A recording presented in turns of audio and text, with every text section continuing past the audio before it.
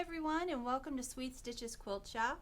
I'm Joan, and today is First Friday Demonstration Day here at the shop. And today our theme is going to be Fall is Calling. We've been getting lots of great fall fabrics and Halloween fabrics coming into the shop, and so we made up a few items that we want to share with you, maybe some ideas for projects that you'd want to make up. So last month I made up some pillow forms, and I was talking about how I go about quilting them and some of the fusible powders that I use for basting the pieces together. So I thought I'd show you the final product to get started here. And so these are the pillows that I did. These are a panel by Riley Blake called Beautiful, and there are 4 panel blocks on one panel that have Trick or Treat, then we have a jack-o'-lantern, Hocus Pocus, and then Eek. So what I did is I quilted up the panel pieces for the Trick or Treat and for the Hocus Pocus. What I did is I actually had coloring book pages that you can, go on Google and look up coloring book pages and whatever theme you want. So in this case I did some bats on the Hocus Pocus, and I did some candy corn on the Trick or Treat one. And what you can do is you can get nice applique shapes from these coloring book pages, and you can also use them for quilting ideas. So what I did is I traced around, cut out the applique shape, in this case a bat, and then I traced it with some chalk pencil on top of my black background here, and I just went with my free motion foot, but you could also use a straight stitch foot. There's just more pivoting that you need to do, but totally doable and nice big shapes to fit on these pillows. For the pumpkin, I just did a little arc to kind of give him that pumpkin shape. And then on Eek, I decided to quilt a little spider down here and a spider web. I thought those would show up really nicely on the white background. What I really love about these pillows is the fun plaids that come in the collection. It comes in white, black, and orange.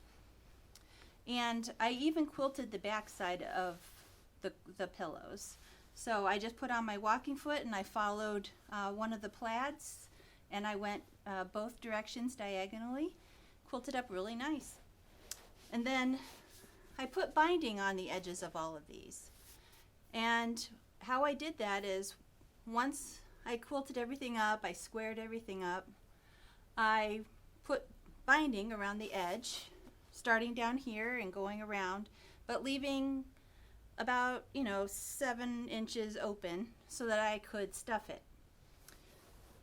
Then I finished my binding ends and I stuffed it, and then I sewed the rest of the binding down here, and then it was just a matter of rolling the binding to the back and hand stitching that down.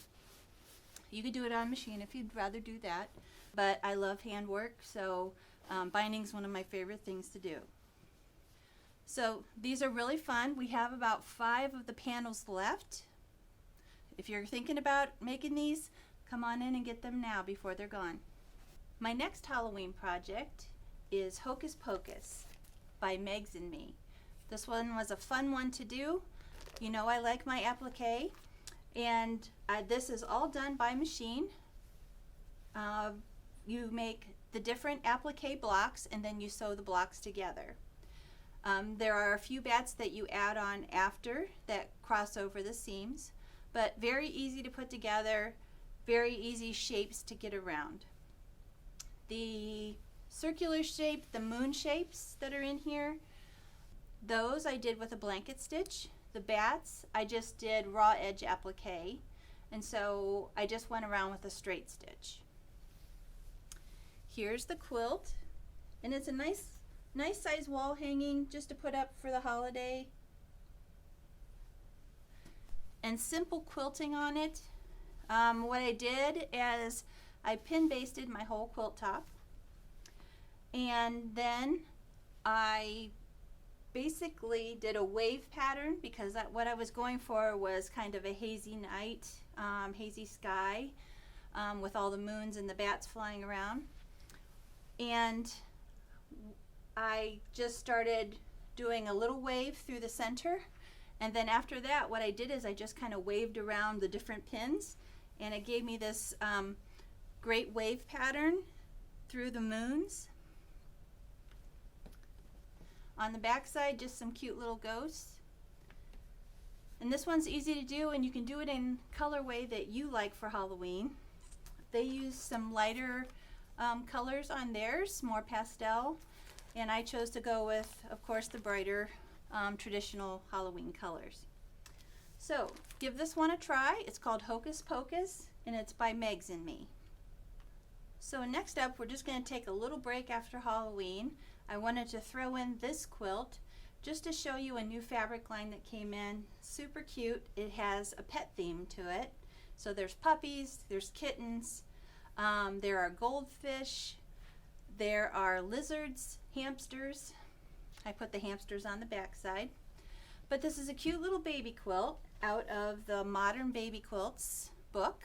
This is by Fawns and Porter. I had made a dinosaur quilt out of this book. There's a lot of great modern big piece quilts that you can get done very easily for a baby shower or for a gift. So this quilt is called 5 Easy Pieces because each one of these squares has 5 pieces to it. So you have your center and then the 4 borders that go around it. It's a piece of cake. I got this done in a matter of hours, really. Even with the quilting and the binding. So it didn't take long at all. I did a simple all over loopy pattern just to quilt it all down, and I have myself a great little baby quilt to give. The stripe that comes with this is a lot of fun. It makes a great binding too. So if you have a little one that loves pets, loves their puppies or their kittens, this is a great fabric collection to try. Here again, it was Modern Baby Quilts by Fawns and Porter.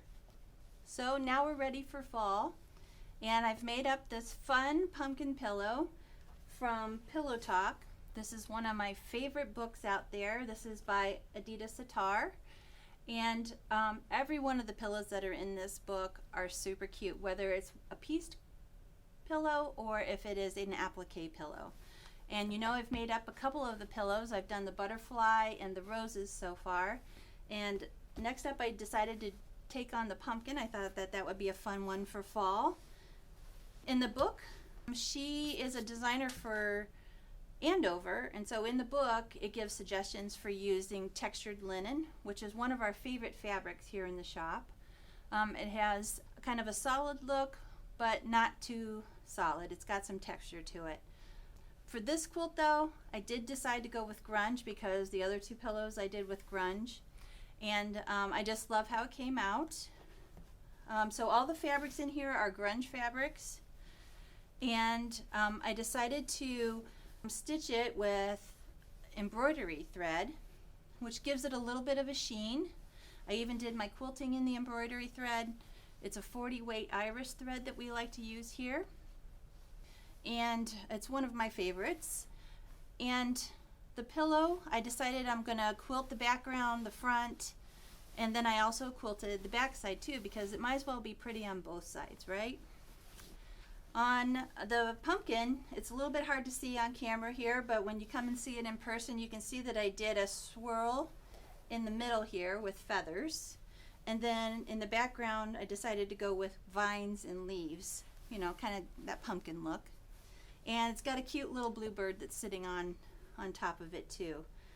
Some of my favorite colors in the grunge line are in this pillow. But give this book a try. This is Pillow Talk by Adita Sitar, and she has a lot of wonderful pillow patterns in here, which can also be made into quilt blocks if you want to. So give this one a try. Another great fall project is this quilt called Dashed, and it is by Quilting Tia. It is a half-yard cut pattern, which means it's made up of half-yard cuts. And so we have 8 half-yard cuts in the middle. I did another half-yard cut for an inner border and then a yard cut for the outer border.